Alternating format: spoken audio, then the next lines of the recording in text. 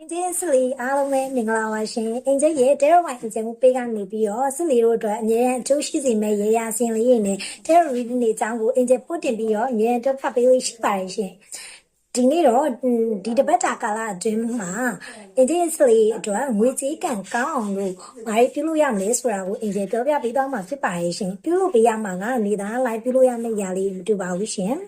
အင်ဂျင်တို့လေတပတ်တာကာလအတွင်းမှာငွေကြေးကန်ကောင်းအောင်လို့ဒီတပတ်တာကာလအတွင်းမှာပြုလုပ်ရမှာလေးကတော့အင်ဂျင်ရိုးစလေးတို့အသုံးပြုနေတဲ့ပတ်စံအိမ်လေးတွေရဲ့ကာလာရောင်လေးတွေကိုပြောင်းပြီးတော့သုံးပေးရမှာတကယ်လို့မိမိတို့ကနေပြီးတော့မိမိတို့အသုံးပြုတဲ့ကာလာရောင်လေးတွေကိုပြောင်းပြီးတော့မသုံးကြုံဆိုရင်တော့မှပတ်စံအင်ဂျင်ခုပြပြတဲ့ကာလာရောင်ရှိရဲ့ပတ်စံအသေးလေးတွေကိုအဆောင်အနေနဲ့ထည့်ပြီးတော့မိမိရဲ့ပတ်စံထဲမှာထည့်ပြီးစောင့်ထားမယ်ဆိုရင်လည်းငွေကြေးကန်ကြီးကောင်းလာမှာဖြစ်ပါတယ်အဲ့ဒါကတော့ပြုလုပ်ပေးရမှာကတနင်္ဂနွေသားသမီးရေဆိုရင်အစိမ်းရောင်ကာလာရှိရဲ့ပတ်စံလေးကိုစောင့်ထားပေးရမှာဖြစ်ပါတယ်ရှင်တနင်္လာသားသမီးရေအတွက်ကတော့အဖြူရောင်ကာလာရှိရဲ့ပတ်စံလေးကိုစောင့်ထားပေးရမှာဖြစ်ပါတယ်အင်္ဂါသားသမီးရေအတွက်ကတော့ပန်းရောင်ကာလာရှိရဲ့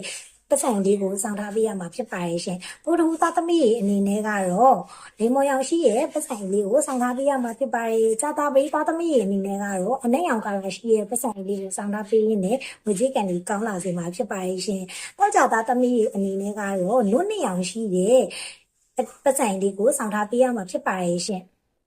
စနေသားသမီးအနေနဲ့ကတော့ပန်းစီရောင်ပန်းရောင်ကာလာကိုမှအရင်ပေါ့နော်အဲ့လိုအရင်ဘက်ကိုသွားတဲ့ပန်းစီရောင်ကာလာရှိရဲ့ပတ်စံအိမ်လေးကိုစောင့်ထားပေးရမှာဖြစ်ပါတယ်ဒီလိုမျိုးပတ်စံအိမ်ကာလာရောင်လေးတွေကိုချိန်လိုက်ခြင်းအပြင်ဒီတပတ်တာကာလာအတွင်းမှာမိမိတို့ရဲ့ပတ်စံအိမ်တွေကိုငွေကြေးကန်နေလမ်းများဝင်လာမှာဖြစ်ပါတယ်ငွေလမ်းများဝင်လာမှာပါငွေလည်းလမ်းများဝင်လာမယ် bonus တွေလည်းရလာမယ်ဥပမာဆိုရင်လည်းနော်အကျွေးမရသေးတဲ့လူတွေဆိုရင်လည်းအကျွေးတွေများရလာမယ်အဲ့ဒါဆိုရင်ကိုယ့်ရဲ့ဒီတပတ်တာကာလာအတွင်းငွေကြေးကန်နေကောင်းပြီးတော့ကိုလိုချင်တဲ့အရာကြီး